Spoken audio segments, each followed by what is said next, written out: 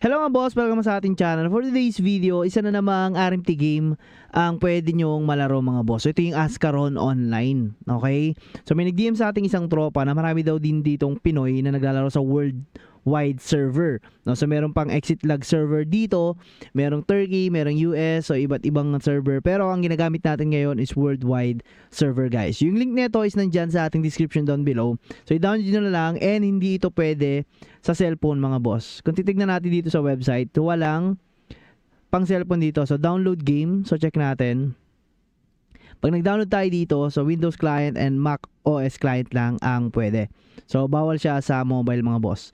So may Wikipedia din sila kung sakaling malilito talaga kayo sa game. Pero madali lang naman, halimbawa yung quest mga boss. Okay, so meron pang coordinates yan and then automatic na nagpo-progress once na natapos mo yung isang quest, pumupunta siya agad, no? Kagaya na itong quest natin dito. So nandito na agad tayo. So nalayo ko lang siya eh.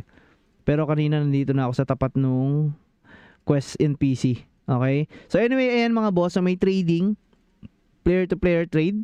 So right click mo lang, party, PM, and then mute. Okay?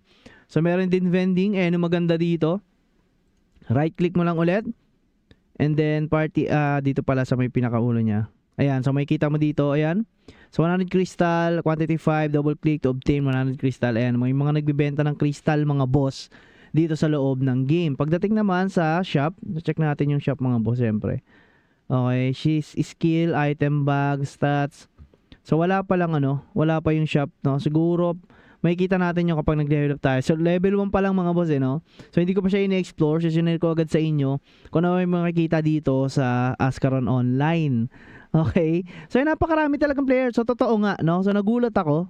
Ayan dito sa may main map yata to. So low level pa lang tayo guys ha. So level 1. And then nakikita ko na yung mga pwedeng mabili. Okay?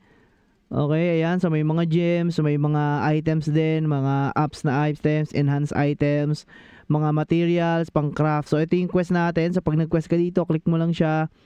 And then new place, ayan, complete. Okay?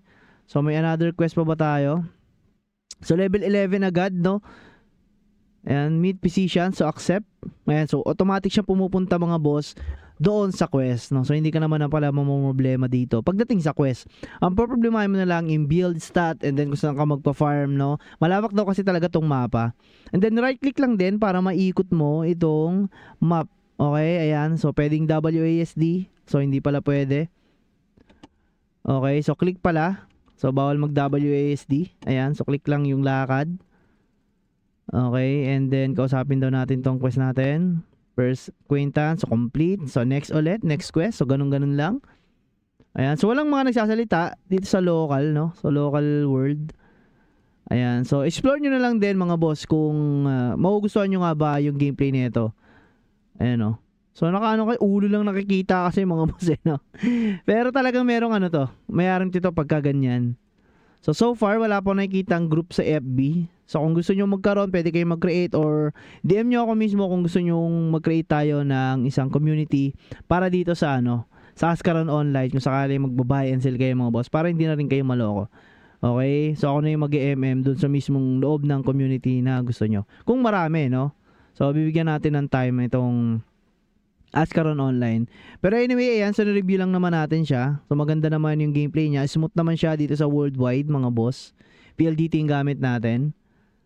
Okay, so ayun. So ba't natapos yun? Hindi siya nag-automatic. Fairy provision. So complete natin. Kailangan ng kailangan na obtain elven fruit egg. So yun. So hindi ko na alam yun mga boss. Siguro tatanungin natin yung mga tropa natin na naglalaro nitong Ascaron Online. Pero nga pala guys, tutuloy tayong maglaro noong nilalaro natin sa Steam. Okay? So may mga upload na ako doon mga boss. Ayan, so mas maganda kasi yung gameplay para siyang Ragnarok, no, yung Spirit Veil. Okay, pero ito, compare sa graphics, kakaiba naman kasi yung ganda niya. Ayan, so napaka-nostalgia nung graphics niya. Ayan okay, paikot-ikot na ganyan. So bawat sulok ng mapa merong mga nagbebend Ayan, so tignan natin kung ano ba yung pambili dito. Bawa ito, so cost of the stall is 10 million crystal mga boss. Pag binili natin siya, so magkakaroon tayo cake. Ano to? Cake and wing chest. Tignan natin inventory natin mga boss. Ano to? Ah, okay. So parang ano, item, free item. Siya, magkakaroon pala tayo dito ng item mga boss. Uy, bow, hunter bow. Okay, ayos pala. Ayan. So meron na agad tayo ano, double click lang pala. Okay. Okay, so gunner kasi itong pinili ko mga boss eh. Ayan, so double click lang pala. Yun oh. Ha? Pang level 20.